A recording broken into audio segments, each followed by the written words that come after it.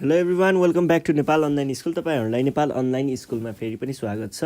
हामी IT based learning प्लेटफर्ममा पढ्दैछौँ र यो पढ्ने क्रममा चाहिँ हामी ग्रेड 10 को कम्पलसरी म्याथमेटिक्स भन्ने सब्जेक्ट पढिरहेको छौँ र कम्पलसरी म्याथमेटिक्समा चाहिँ हामीले यो तपाईँहरूको chapter number 4 population growth and compound depreciation भन्ने च्याप्टर चाहिँ पढिरहेको छौँ र यसको हामीले यो थ्योरीवाला कुराहरू कन्सेप्टको कुराहरू चाहिँ पढिसकेका छौँ। अनि आजदेखि चाहिँ हामी यसको इक्जाम्पलहरू अनि एक्जाममा सोधिने खालका क्वेसनहरू यस्ता क्वेसनहरू चाहिँ सल्भ गर्छौँ है त। ल, सल्भ गर्ने क्रममा चाहिँ मैले क्वेसन लिइसकेको छु। तपाईँहरू म सँगसँगै क्वेसन सार्नु होला अनि हामी छलफल गर्दै क्वेसन सल्भ गर्ने है। ल, यहाँनिर के भन्दैछ भन्दा A farmer bought a tractor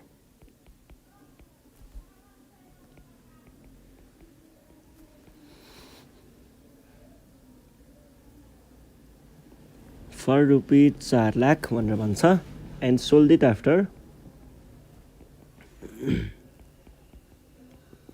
2 years. 2 वर्ष पछाडि चाहिँ बेचिएको रहेछ है त। At 10% depreciation.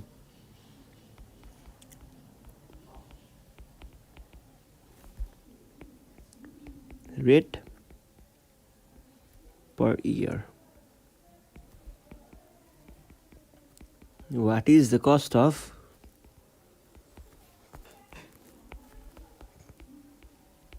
tractor after 2 years रे। ल, हेर्नुहोस् है यहाँ के भइरहेको छ। एउटा फार्मरले चाहिँ एउटा ट्र्याक्टर चाहिँ किन्नु भएको रहेछ है।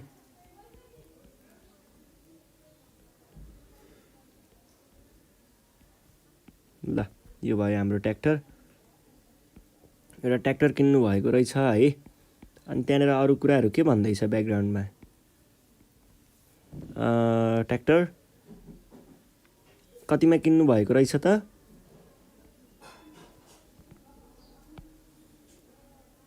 4 लाखमा है।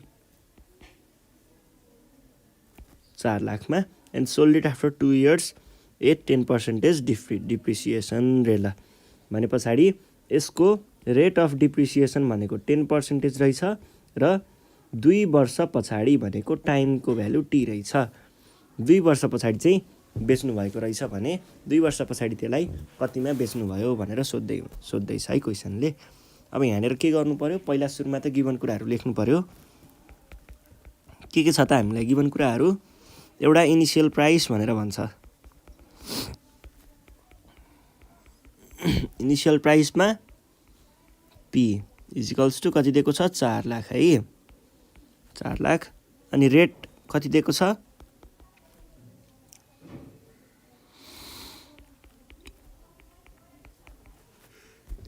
रेट पछाडि अर्को हामीले टाइम दिएको छ है। टाइम कति दिएको छ त?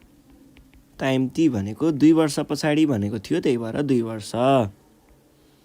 अब हामीले निकाल्नु पर्ने के हो? पिटी। पिटी भनेको प्राइस आफ्टर टी इयर्स भन्न खोजेको हो। अब के भन्ने होइन हो, पिटी इजिकल्स टु त्यसको फर्मुला के हो त? पी 1 माइनस आर अपन 100 को पावरमा टी हुन्छ। यो भनेको पी भनेको भयो 4 लाख अनि 1 माइनस आर भनेको 10/100 को पावरमा 2 भयो है त। यो भनेको 4 लाख अनि 1 माइनस 0.1 स्क्वायर, यो भनेको कति भयो? 0.9 स्क्वायर इजिकल्स टु यो भयो 4 लाख अनि 0.81। ल, मल्टिप्लाई गरौँ त कति आउने रहेछ?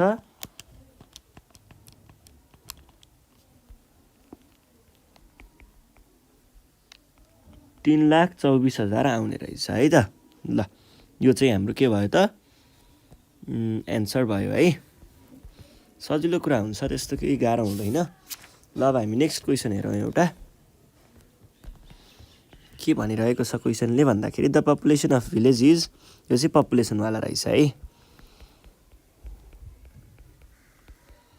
अब हामी पपुलेसनवाला भन्दा पनि योमा चाहिँ प्राइस डिप्रिसिएसनको मात्रै गर्न पाए हुन्थ्यो।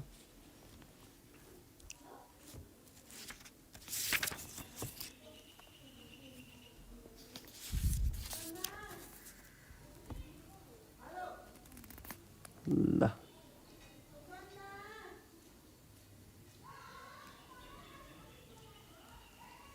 यसमा हामी प्राइस डिप्रिसिएसनको बारेमा मात्रै गर्छौँ है।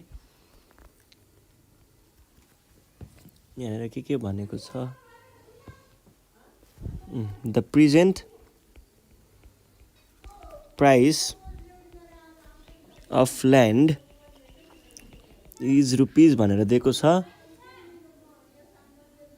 60, 1, 2, 6 लाख पो रहेछ। ल यो भयो 6 लाख पर एनम। अनि if the annual price increasing rate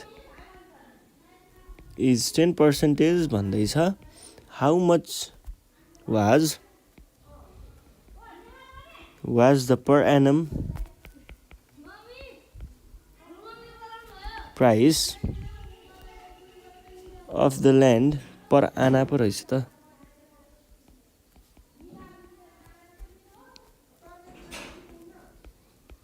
per आना price of the land before 4 years। ल हेर्नुहोस् है यहाँनिर के भनेको छ, अहिले चाहिँ हामीलाई 1 आनाको 6 लाख रुपैयाँ पर्छ अरे, 1 आनाको 6 लाख रुपैयाँ पर्छ अरे। The annual price of increasing, यो चाहिँ के भयो, प्राइस बढ्नेको कुरा गर्दैछ है। बढ्नेमा के हुन्छ, घट्नेमा अहिले फर्मुला लेख्छु अनि भन्छु है। जस रेट चाहिँ हामीलाई दिएको छ 10% भनेर, हाउ मच वाज द पर आना price of the land before 4 years भन्छ। हेर्नुहोस् है यहाँनिर हामीलाई फर्मुला के थाहा छ त, P1 R/100 को पावरमा T। हेर्नुहोस् है, यदि इन्क्रिज हुने हो भने, प्राइस बढ्ने हो भने प्लस गर्ने, यदि डिक्रिज हुने हो अथवा डिप्रिसिएसन हुने हो अथवा घट्ने हो भने यहाँ माइनस गर्ने है। यहाँनिर के को कुरा गरेको छ, इन्क्रिजको भएपछि के हुने भयो, यहाँनिर प्लस हुने भयो है फर्मुलामा। अब के भन्नु पर्यो त हामीले, प्रेजेन्ट प्राइस कति छ,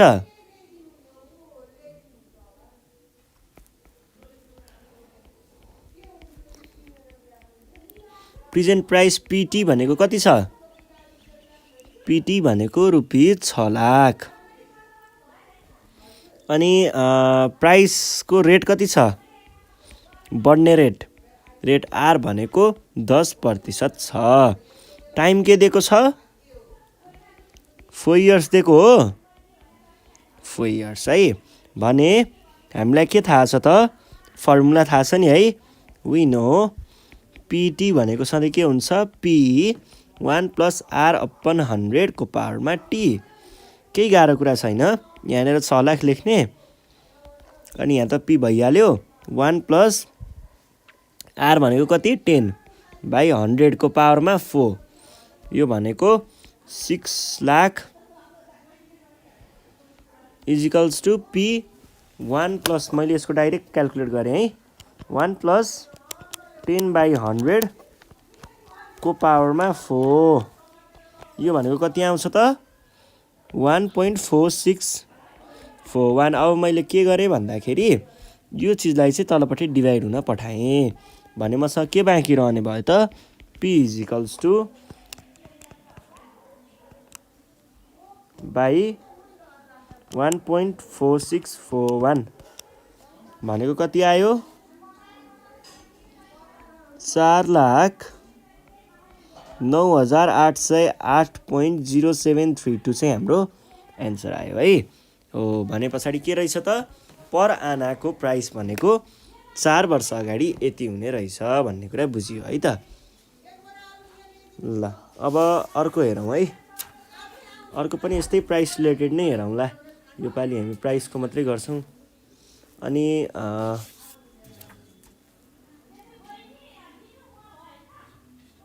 ल हेर्नुहोस् है, कम्पाउन्ड डिप्रिसिएसनको कुरा गर्नु पर्दाखेरि यहाँनिर के छ भनेर भन्नु पर्दाखेरि हेर्नुहोस् के भनिरहेको छ भन्दा यो अगाडिको चाहिँ प्राइसको इन्क्रिमेन्टको वाला आयो एउटा, तर ठिकै छ। हामी यहाँ अब चाहिँ डिप्रिसिएसनको मात्रै गरौँला नि त। यहाँनिर के भन्दैछ भन्दा अब motorcycle which was supposed to depreciate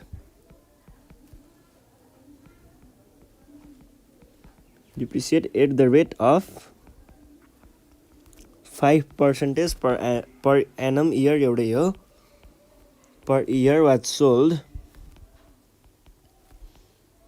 at rupees कतिमा 57,123 मा आफ्टर ए इयर एक वर्ष पछाडि के भन्दैछ at what price was it bought रे।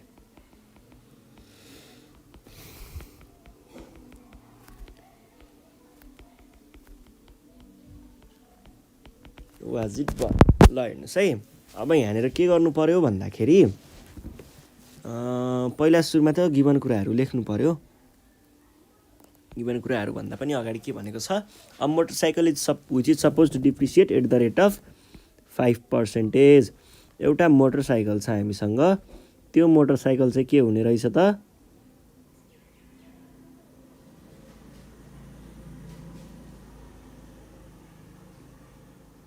यस्तै कस्तो मोटरसाइकल थियो होला।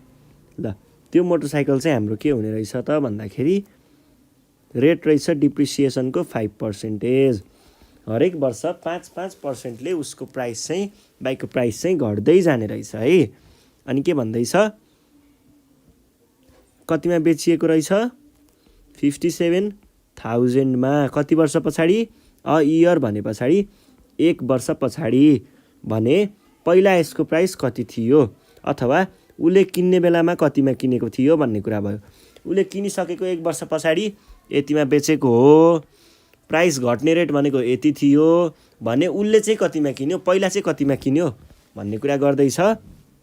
यसको लागि हामी के गरौँ, हामीलाई प्रेजेन्ट प्राइस दिएको छ है। प्रेजेन्ट प्राइस पिटी भनेको कति दिएको छ 57,000। अनि त्यस पछाडि हामीलाई अर्को के दिएको छ रेट कति दिएको छ 5%। टाइम कति दिएको छ टी 1 इयर दिएको छ है। 1 इयर कसरी भन्न सक्यौँ किनकि यहाँनिर अ इयर भनेको छ है। अनि अब आउँछ कुरा हामीलाई इनिसियल प्राइस कति थियो भन्ने। त्यसको लागि we know PT equals to P 1 यहाँ प्लस हुन्छ कि माइनस हुन्छ, डिप्रिसिएट भनेको छ भने पछाडि माइनस हुन्छ है। 1 माइनस आर अपन 100 को पावरमा T.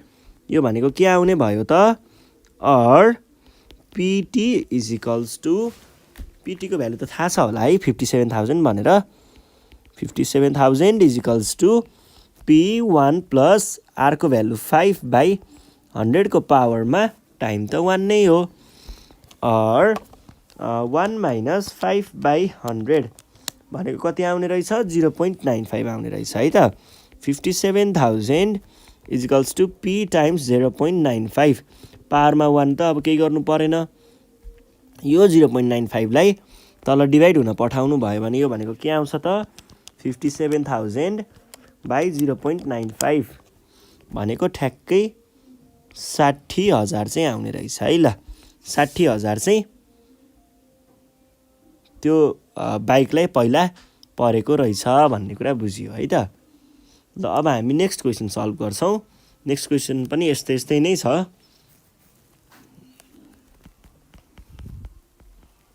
A scooter which is supposed to depreciate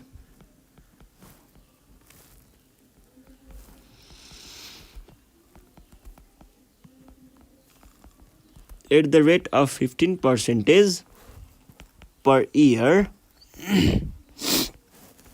was sold at rupees कति भनेको छ 72250 after a year at what price ठ्याक्कै अहिलेको जस्तै क्वेसन छ है what price was it bought भन्छ ल क्वेसनलाई हेरौँ पहिला के भनिरहेको छ यहाँनिर a scooter which was supposed to depreciate एउटा स्कुटर रहेछ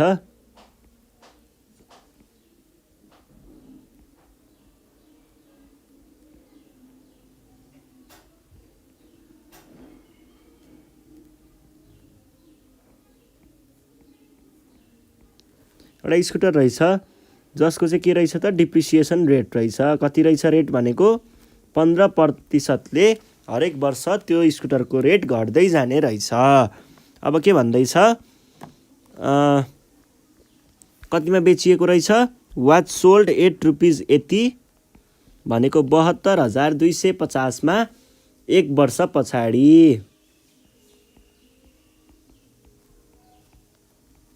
एक वर्ष पछाडि बेचिएको रहेछ at what price was it but अहिलेको जस्तै कुरा छ उसले ल्यायो मानिलिउँ ल पी भन्ने अमाउन्टमा ल्यायो भने पी को 15% घट्दाखेरि 15% घट्दाखेरि यति आउने रहेछ एक वर्षमा घट्दाखेरि यति आउने रहेछ भने पछाडि हामीलाई प्रेजेन्ट प्राइस दिएको छ रेट दिएको छ टाइम दिएको छ इनिशियल प्राइस पत्ता लगाउनु पर्यो अब के गर्ने त लेख्ने है गिभन कुराहरुलाई गिभन प्रेजेन्ट प्राइस पीटी भनेको कति दिएको छ 72,250 रेट कति दिएको छ आर भनेको दिएको छ 15%